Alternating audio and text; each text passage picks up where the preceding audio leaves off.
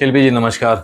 नमस्ते। आपका स्वागत है हमारे इस शो पर। हमारे बहुत दर्शक सबसे पहले आपसे ये जानना चाहेंगे कि आपका जन्म कहाँ हुआ और आपका बचपन कैसे बीता, प्रारंभिक शिक्षा कहाँ हुई? मेरा जन्म बोकारो झारखंड में हुआ था। मेरे पिताजी क्योंकि आईटीबीपी में थे, वो एक हम्म। ट्रांसफरेबल जॉब है, तो मैं बचपन से ही मतलब मेरा ज़्यादातर बचपन गढ़वाल रीजन में बीता है, जैसे उत्तरकाशी, जी जी। जोशीमठ, श्रीनगर।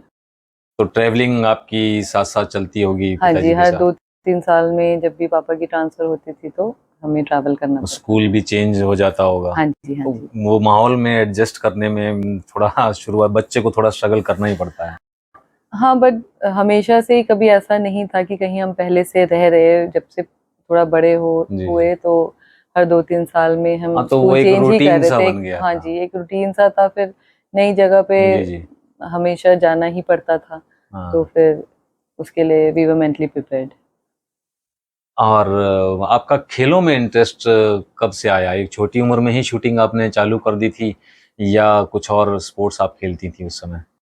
मैं बचपन से ही पढ़ाई में भी और स्पोर्ट्स और एक्स्ट्रा करिकुलर एक्टिविटीज़ में स्कूल में काफ़ी एक्टिव थी। हम्म। तो जो भी हमारे स्कूल के एनुअल स्पोर्ट्स डे वगैरह में मैं हर खेल में जितने में भी पॉसिबल हो पाता था पार्टिसिपेट करती थी। तो मैंने 6th एंड 7th क्लास में ज़ोनल लेवल पे बैडमिंटन और टेबल टेनिस में भी अपने स्कूल को रिप्रेज़ेंट किया था। ओके, उस समय आप झारखंड में ही थे? नहीं, उस टाइम जैसे मैंने बताया गढ़वाल रीजन में गढ़वाल थे। में? हाँ, तो उस टाइम आई थिंक झांसी के पास एक जी जी। जगह थी, वहाँ पे पोस्टेड थे पापा। ओके। और शूटिंग में सबसे पहले आपको इंट्रोड्यूस किसने कराया? वो मेरे फादर ने कराया था, तब मैं 10th क्लास में थी। तो उन दिनों शूटिंग इतनी पॉपुलर नहीं थी और प्लस जो वेपन हम यूज़ करते हैं जो ओलंपिक स्पोर्ट के लिए, जी हमारे जी। इवेंट के लिए, वो इतनी आसानी से नहीं मिलता था। अवेलेबल नहीं थे वो? नहीं अवेलेबल, तो बहुत सारे लोग तो बोरो करके कंपटीशन खेलते थे। हम्म। बट वो एक अलग परेशानी थी कि किसी दूसरे की सेटिंग हो रखी है पिस्टल में, फिर हम्म। कंपटीशन से पहले आप, तो एक अपने आप में एक बड़ा और स्ट्रगल था। टेक्निकल हाँ, इश्यू भी था वो। टेक्निकल इश्यू, फिर एडजस्ट हो ना हो, आपके हम्म। हाथ की ग्रिप हो ना हो, तो ऐसे बहुत सारे टेक्निकल इश्यूज़ होते थे। तो मेरे फादर जानते थे, बट हाँ, क्योंकि अपनी पिस्टल नहीं हो तो आगे आप हाँ कैसे जी हाँ जी। प्रैक्टिस हाँ करोगे, जी हाँ जी। परफ़ॉर्म कैसे करोगे? तो इसलिए उन्होंने जब ये पिस्टल अरेंज कर पाए हम लोगों के लिए, तभी हमें हम्म। इंट्रोड्यूस करवाया। तो किस उम्र से आपने चालू किया? 10th क्लास में 10th थी मैं, क्लास हाँ से, जी। हाँ। शिल्पी जी, आपने बताया कि आपके फादर ने आपको स्पोर्ट्स से इंट्रोडक्शन करवाया, तो आपने बताया कि आप पढ़ाई में भी काफ़ी अच्छी थी जी। और जब नया एक स्पोर्ट्स आदमी उसमें खेलने जाता है, कोई भी व्यक्ति, तो खासतौर से छोटी उम्र में इंटरेस्टिंग तो लगता है। तो क्या आपने वो उसको करियर के रूप में उसी समय देख लिया था या आपकी पढ़ाई डिस्टर्ब हो रही थी या दोनों को आप मैनेज कर पा रही थी? उन मोमेंट्स के बारे में थोड़ा सा शेयर कीजिए हमारे साथ। एक्चुअली जब मेरे फादर ने इंट्रोड्यूस किया था तब मैं 10th क्लास में थी, और आपको पता ही है हाँ कि जी हाँ जी। बोर्ड के पेपर्स हाँ कितने हाँ, बोर्ड एग्जाम्स होते सबके हैं। लिए कितने जी जी इम्पोर्टेंट जी। होते हैं। वो बट ये था कि मतलब बचपन से ही मैं थोड़ी रिस्पॉन्सिबल थी काफ़ी, हम्म। मतलब मुझे याद नहीं है कि कभी किसी ने मुझे बोला हो कि अच्छा बेटा चलो एग्ज़ाम आ रहे हैं, या हम्म। पढ़ाई करने बैठ जाओ, या ये कर लो। तो जो भी काम मुझे दिया गया तो मैंने हमेशा बहुत रिस्पॉन्सिबिलिटी से उसे निभाया। हम्म। तो जब हमने पापा ने जब पिस्टल लाके दी, तो जनरली घर पे ऐसे ही थोड़ा टारगेट लगा के, एयर पिस्टल था तो हम्म। हल्का-फुल्का सबने ट्राई किया, तो मेरा पहला शॉट 10 लगा था, तो मुझे बहुत खुशी हो रही थी अच्छा कि अच्छा, अरे, मतलब घर में ही आपने? हाँ, मतलब पेपर हाँ, टारगेट पे पेपर ऐसे, टारगेट, हाँ, जी जी। उस टाइम हम पटियाला में थे, तो मतलब अच्छा लगा कि अरे हम्म। वाह! खुशी तो होती ही है। हाँ। फिर मेरा भाई भी था, मेरे फादर, सब हम सब ऐसे ही थोड़ा ट्राई कर रहे थे पिस्टल से। तो उस टाइम ऐसा कुछ था नहीं कि मतलब यही करियर ही बनेगा या कुछ। तो एक खेल के रूप में जैसे मैं बाकी स्पोर्ट्स भी स्कूल में खेलती आ रही थी, हम्म। तो ये भी वैसे ही स्टार्ट वैसे ही हुआ था कि चलो एक नया गेम है, हाँ। चलो। लेकिन क्या है कि जब मैंने पहले डिस्ट्रिक्ट कॉम्पिटिशन्स खेले, तो उसमें अच्छा हुआ। मतलब इसमें बेसिकली शूटिंग में क्या है, आपका मेंटल टेम्परामेंट अगर आप कंट्रोल कर पा रहे हैं, अपने मैचेस के दौरान ज़्यादा हम्म। घबरा नहीं रहे, तो आपका अच्छा सेल्फ कंट्रोल है, तो उसमें आपकी जीतने अच्छा परफॉर्म करने की पॉसिबिलिटीज बढ़ जाती है। आपने बताया कि आप पहले बैडमिंटन भी खेली थी जोनल लेवल पर, हम्म। तो मेरे ख्याल से तब तक आपका वो जो कंपटीशन वाला फियर होता है वो निकल चुका होगा। उस टाइम बहुत छोटी थी। शूटिंग तो एक्चुअली उसके आई थिंक 4-5 साल बाद स्टार्ट किया था, बट ये था कि उन दिनों जैसे आजकल के दिनों में बहुत पीयर प्रेशर रहता है कि हर चीज में बच्चे को अच्छा ही बनना है और हर चीज में एक्सेल। उन दिनों ऐसा नहीं, तो उन दिनों आपका ज्यादातर फोकस पढ़ाई पे रहता था। जी जी जी। माँ बाप भी जनरली उसमें, या जिस बच्चे का स्पोर्ट्स में आ जाता था तो स्पोर्ट्स में भी, तो बहुत ऐसा नहीं था कि अच्छा इसी पर्टिकुलर स्पोर्ट में ही जाना है। और मतलब कंपटीशन खेलने जा रहे हैं तो जैसे एग्जाम में टेस्ट हुआ बैठ गए, तो उतना ज्यादा प्रेशर उन दिनों नहीं होता था। तो जब 10th में स्टार्ट किया तो प्री नेशनल्स में गई डिस्ट्रिक्ट खेलने के बाद, तो वहाँ पे अच्छा हुआ। मैंने पहले ही उस टाइम में सब जूनियर कैटेगरी में थी, बट मैंने जो जूनियर्स कैटेगरी में भी गोल्ड लिया था और सब जूनियर में भी। उस टाइम क्योंकि मैं 15 साल की थी तो मैं तब सब जूनियर्स में भी खेल पाई थी, तो मेरे सब जूनियर्स में भी मेडल थे और जूनियर्स में भी मेडल थे, मेरा पहला प्री नेशनल में। तो उन जनरली क्या होता है कि जब आप नेशनल्स में जाते हो तो आपको एक क्वालिफिकेशन स्कोर शूट करना पड़ता है अगर आपको खेलना है। तो प्री नेशनल में अगर आपका वो क्वालिफिकेशन स्कोर है तभी आप नेशनल में आगे खेल पा सकते हैं, नहीं तो वही नहीं। एलिजिबिलिटी हाँ, एलिजिबिलिटी क्राइटेरिया। तो प्री नेशनल में मेरे मेडल भी थे, स्कोर भी बढ़िया था। उन दिनों क्या होता था, जो नेशनल में अगर आपके मेडल हैं तो उसके आगे एक नेशनल स्क्वाड बनाते हैं, जैसे पूरे इंडिया के जितने भी शूटर्स हैं अलग अलग डिसिप्लिन्स में, तो उनमें से टॉप 5 अलग अलग कैटेगरी, किसी में टॉप 8 लेते हैं, किसी में टॉप 10 लेते हैं। उन दिनों बिकॉज काफी कम लोग होते थे तो मेडल विनर्स को एक अपॉर्चुनिटी मिलती थी कि वो नेशनल स्क्वाड में उनकी सिलेक्शन हो। तो पहले क्वालिफिकेशन स्कोर भी होना चाहिए, प्लस उन दिनों मेडल विनर्स को भी प्रेफरेंस मिलती थी। तो उसके बाद मेरी सिलेक्शन नेशनल स्क्वाड में हो गई।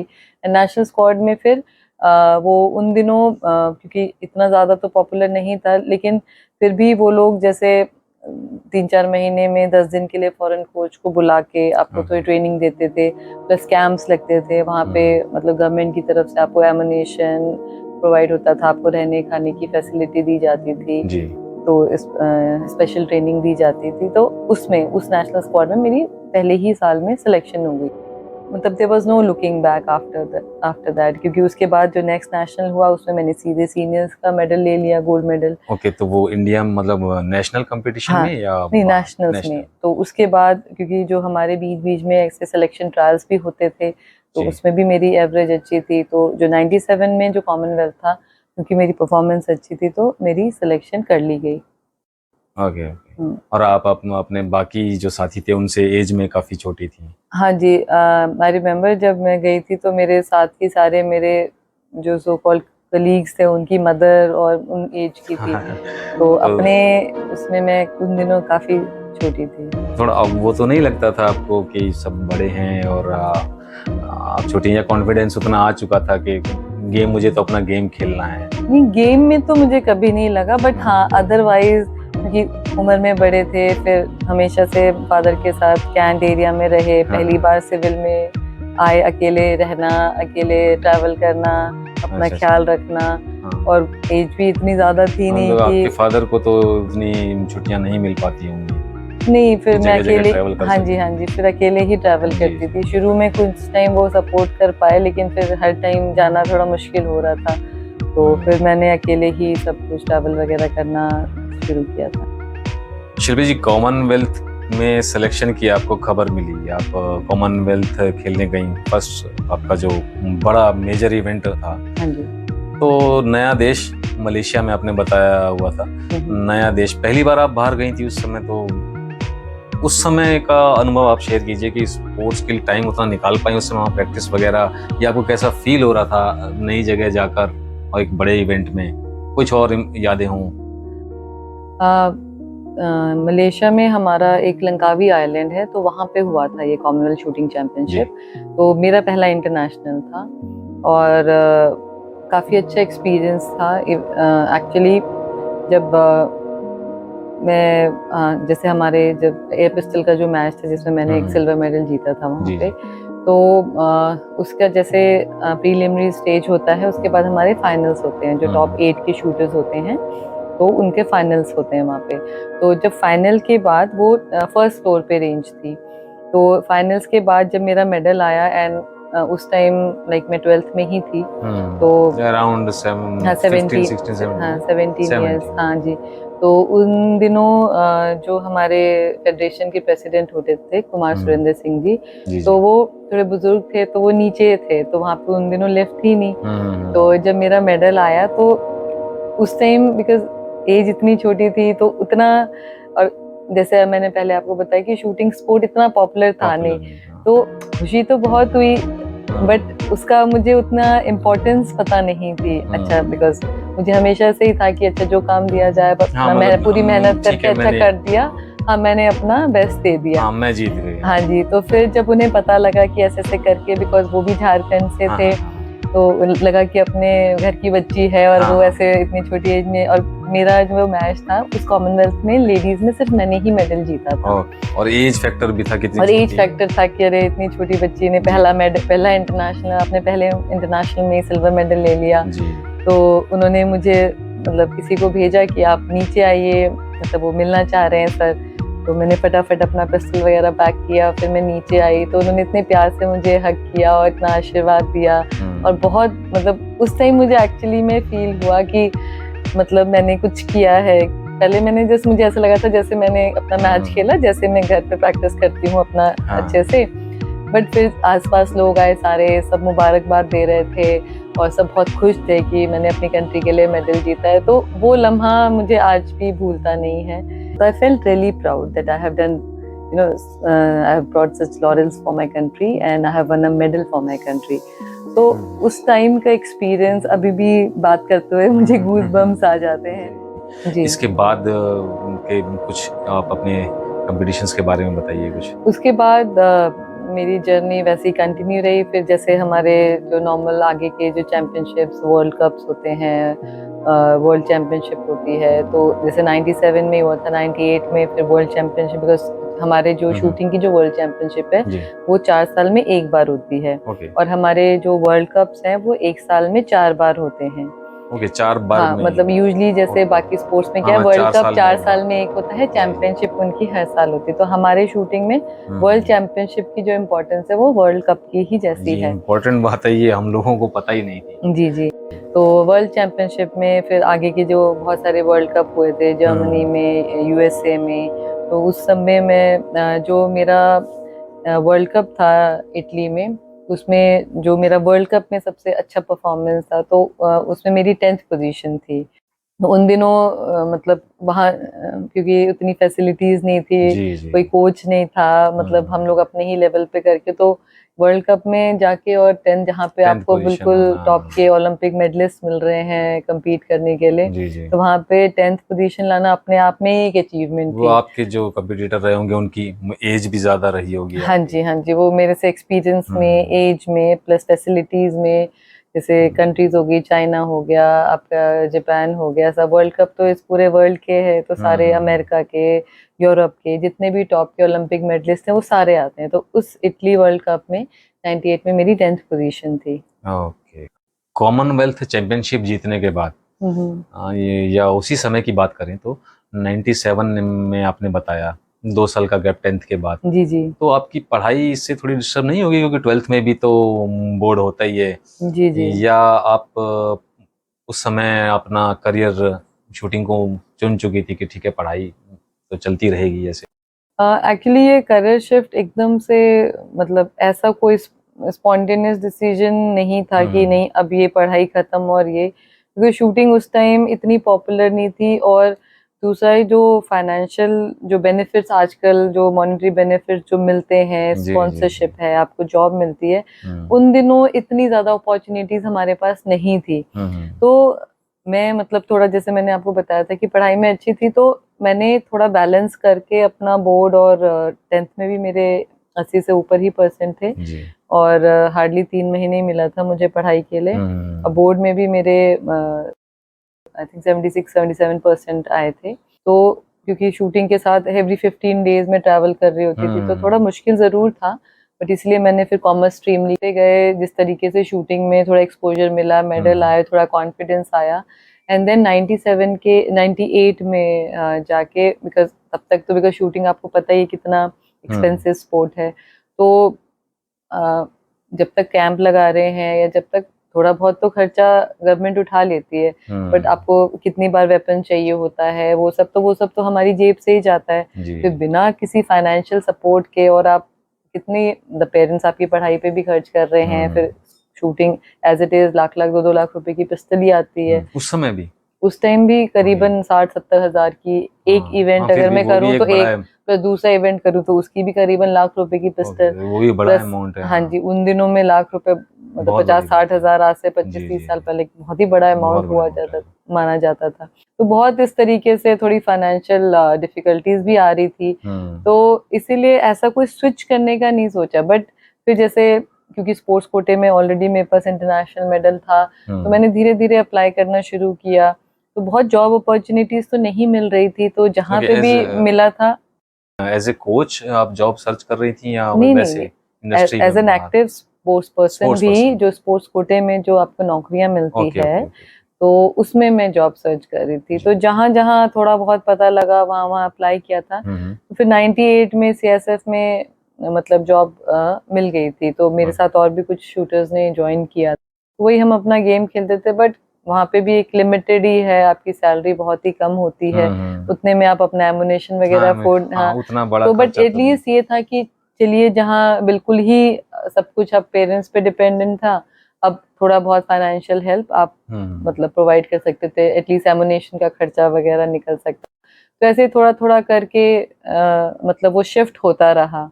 तो पढ़ाई फिर रह गई, एंड मेरा पूरा बिकॉज वो शूटिंग के जैसे स्पोर्ट्स कोटे में ही मिला था, तो स्पोर्ट्स तो करना ही था, if you are an active sports person, तो आपने वैसे ही कंटिन्यू किया। तो धीरे धीरे वो करियर बनता चला गया। और पढ़ाई में फिर मैंने ग्रेजुएशन तो ऑफ कोर्स कर ही ली थी अपनी। तो उसके बाद मैंने वेंकी कॉलेज ज्वाइन किया था, वहाँ पे अपने कॉमर्स स्ट्रीम में मैंने अपना ग्रेजुएशन वहाँ से कंप्लीट किया, और साथ के साथ मेरा ये शूटिंग का सफ़र चलता रहा। जितने भी ट्रायल्स थे, कॉम्पिटिशन्स थे, नेशनल इंटरनेशनल, वो मैं कंटिन्यू किया मैंने। तो सबसे मेजर जो आपने चैंपियनशिप जीती या वर्ल्ड कप कहें या अलग अलग तरह के अलग अलग स्टेट के नेशनल इंटरनेशनल से मिला के, तो सबसे मेजर अवार्ड या सबसे मेजर जो आपको विन लगती है वो कौन सी है? मेरे लिए तो कॉमनवेल्थ का जो मेरे मेडल हैं वो मुझे थोड़ा ज़्यादा प्राउड फील कराते हैं, क्योंकि मैंने 1997 में जो चैंपियनशिप थी, फिर 1999 में 97 में मलेशिया में थी, एंड 1999 में न्यूजीलैंड ऑकलैंड में थी। वहाँ पे मैंने 2 मेडल जीते थे। वहाँ 2 चैंपियनशिप या 2 कैटेगरी में आपने? कैटेगरी में, जैसे 1997 मैंने इंडिविजुअल जीता था, तो 1999 में फिर वहाँ पे मेरे टीम भी थी, तो टीम ने भी साथ में अच्छा परफॉर्मेंस किया था, तो मेरे 2 मेडल थे, इंडिविजुअल भी था और वो। उसके बाद फिर बिस्ले में अगेन इंडिविजुअल मेडल मुझे कॉमनवेल्थ में मिला था। तो इन 3 कॉमनवेल्थ चैंपियनशिप में कंसेक्यूटिव मैंने मेडल जीते थे, तो I am the only one who have won these medals in this consecutive event. Okay, मतलब पूरे शूटिंग खेल जगत के इतिहास में? हाँ जी, टिल डेट जी। इतनी छोटी उम्र में आपने ये मुकाम हासिल किया है, तो हमारे दर्शक जो भी यंगस्टर से खासतौर से फीमेल वो देख रहे होंगे तो उनको प्रेरणा मिलेगी। आपको अर्जुन पुरस्कार कौन से सन में? मुझे 1998 में मिला था अर्जुन पुरस्कार। 1998 एट द एज ऑफ 17। हाँ जी। तो ये यू आर द यंगेस्ट। जी।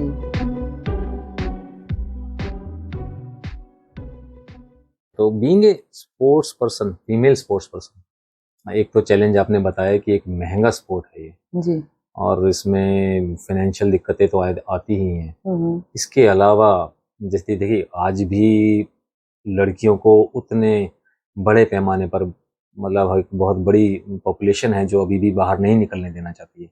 इस तरह की किसी दिक्कत का आपको सामना करना पड़ा अपार्ट फ्रॉम ट्रैवलिंग, मतलब अलग अलग देशों में जाना, वो तो अपने आप है ही एक चैलेंज, अकेले जाना। कोई और दिक्कतें आपने जिनका सामना किया और उनको कैसे आपने ओवरकम किया?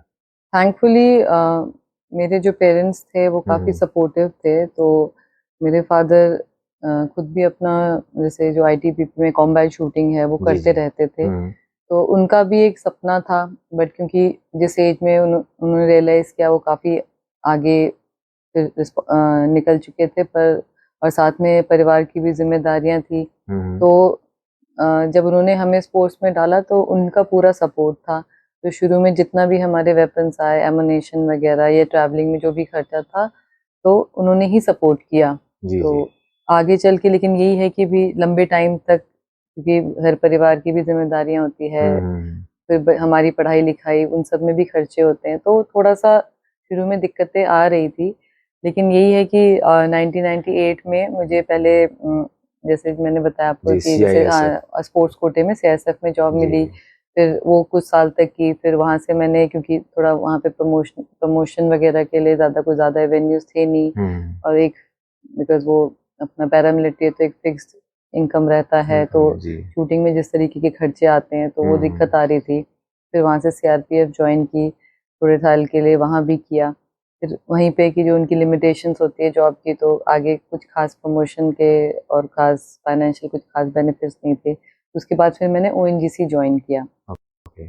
तो ओएनजीसी में थोड़ा ही, because it's a PSU and Maharatna company है, और उनके जो स्पोर्ट्स पर्सन के लिए उनके पास बहुत अच्छे अच्छे उन्होंने बेनिफिट्स दे रखे हैं। तो काफ़ी फाइनेंशियल सपोर्ट भी मिला, एंड प्लस जो एक जिसे कहते हैं प्रमोशन वगैरह, एंड वो उनके काफ़ी अच्छे हैं। तो एक्टिव स्पोर्ट्स पर्सन के लिए फैसिलिटीज आपको ज़्यादा है। फैसिलिटीज़, हाँ, सारी बहुत बढ़िया है। तो फिर जब से मैं 2010 में मैंने ज्वाइन किया था ओएनजीसी, तो तब से मैं ओएनजीसी में हूँ, और काफ़ी सपोर्ट करते हैं वो, जितने भी उनके एक्टिव स्पोर्ट्स पर्सन हैं उन सबको।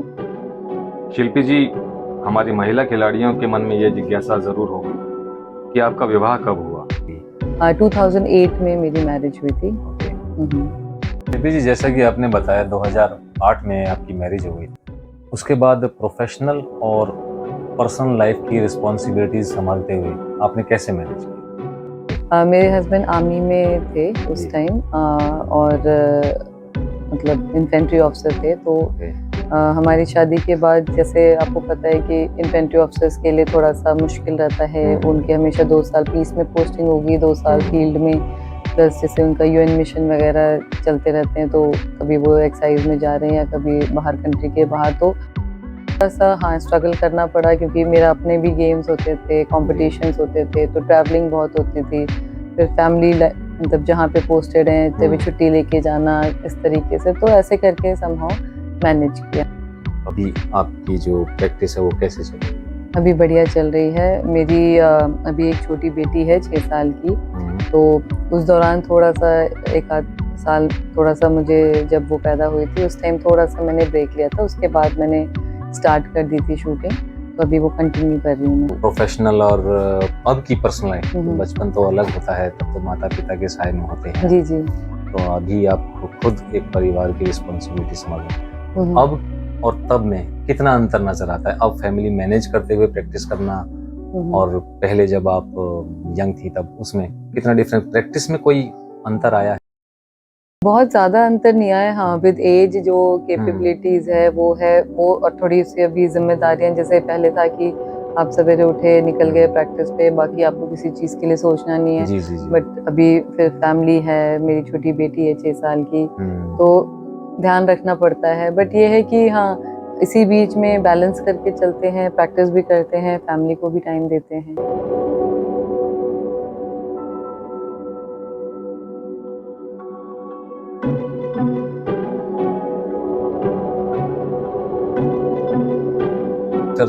जो खास तौर से लड़कियां हैं, जी। जो नई प्रतिभाएं उभर के सामने आ रही हैं, या जो अभी और छोटी हैं, जिन्हें आगे चल के कहीं ना कहीं से तो प्रेरणा मिलेगी, उनके लिए आप कुछ संदेश देना चाहेंगे शूटिंग के लिए, इस स्पोर्ट्स के लिए, या वो किसी और स्पोर्ट्स में? तो मैं बस यही बोलना चाहूंगी कि जरूरी नहीं है कि स्पोर्ट्स ही कोई इंसान करियर बनाए।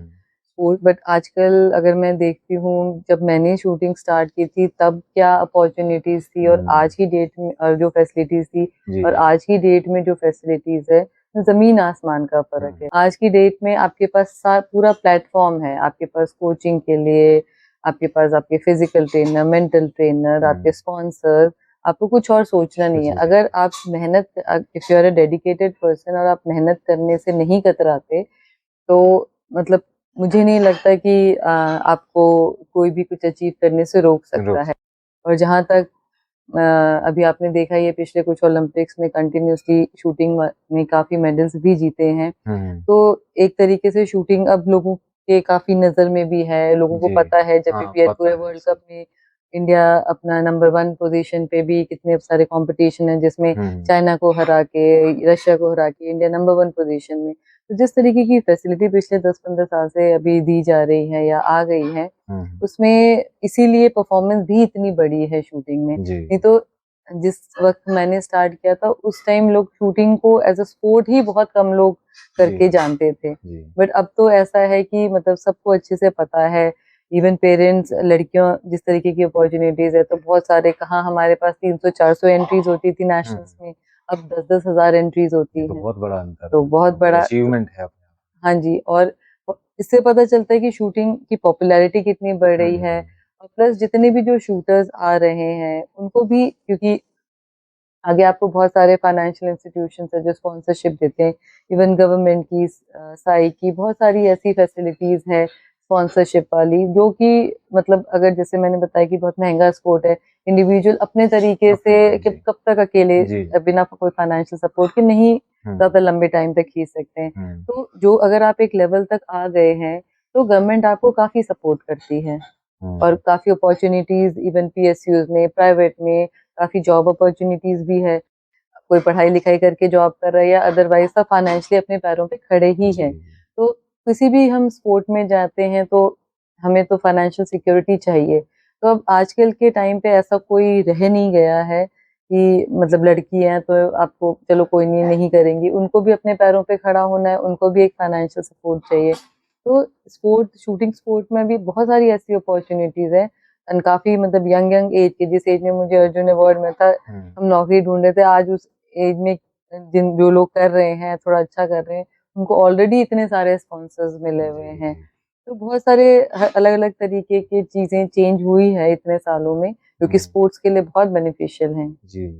तो आज की डेट में मैं यही बोलना चाहूंगी कि जितनी भी लड़कियां हैं, जो उनके पेरेंट्स हैं, उनको सिर्फ यही कन्वे करना चाहूंगी मैसेज कि जितना हो सके अपने बच्चों को एक्सपोजर दीजिए।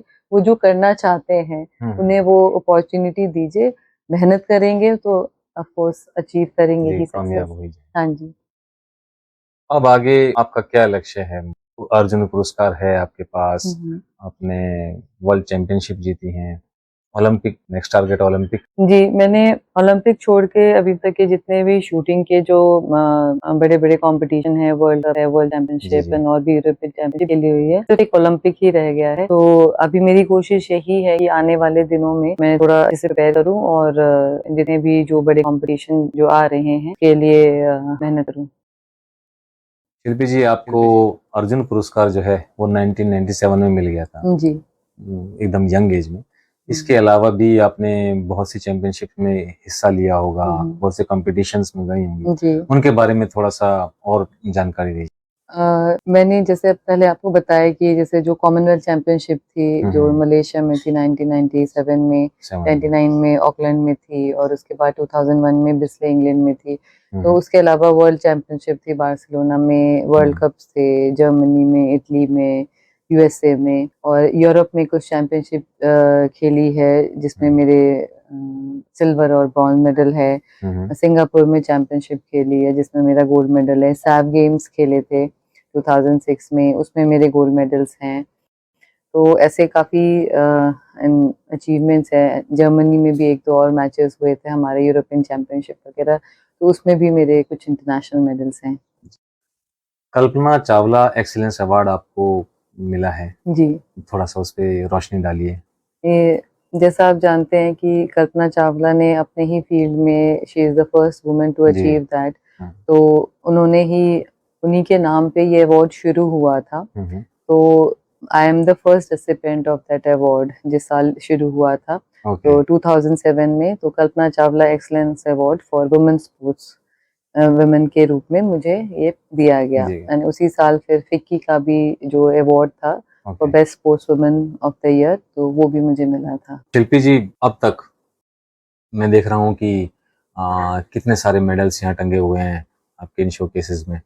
तो अब तक इन नेशनल लेवल पे या इंटरनेशनल लेवल पे दोनों को मिला के बात करें तो तकरीबन आपने कितने मेडल्स जीते? अभी मुझे शूटिंग में तकरीबन हो गया है, ऑलमोस्ट 3 डिकेड होने वाले हैं। जी। तो काफी लंबा सफर रहा है और जहाँ तक मुझे ध्यान है करीब नेशनल इंटरनेशनल को मिला के 200 से ऊपर मेडल 200 जीते medals। हैं जी। तो शिल्पी जी, आज आपके साथ बातचीत का ये सफर बहुत अच्छा रहा। आपके अचीवमेंट्स को देखकर, आपकी जर्नी की कहानी सुनकर हमें बहुत कुछ सीखने का मौका मिला। मुझे पूरी आशा है कि हमारे दर्शक, खासतौर से यंगस्टर्स, उन्हें भी अपने गोल्स को अचीव करने के लिए आपसे बहुत कुछ सीखने का मौका मिलेगा। बहुत बहुत शुक्रिया सुनील जी कि आपने इतने महत्वपूर्ण प्लेटफॉर्म और जिसका नाम न्यू इंडिया टाइम्स है उस पर मुझे इनवाइट किया ताकि मैं अपनी स्पोर्ट्स के ज़िंदगी के स्ट्रगल और एक्सपीरियंस को आपके साथ दर्शकों के साथ शेयर कर सकूं। मुझे बहुत खुशी हुई आपसे बात करके और न्यू इंडिया टाइम्स और उसकी पूरी टीम को मेरी तरफ से बहुत बहुत शुभकामनाएं। आपके आगे का सफ़र बहुत अच्छा रहे, मैं भगवान से यही कामना करती हूँ। धन्यवाद। तो दर्शकों, आपने देखा, आज हम मिले भारत की महिला सबसे कम उम्र की अर्जुन पुरस्कार विजेता से, शिल्पी बिष्ट। आशा करता हूँ आपके जीवन में भी इनके अनुभवों और इनकी उपलब्धियों को देखकर आपको सीखने का बहुत अवसर मिलेगा। फिर मिलेंगे एक और सफर में।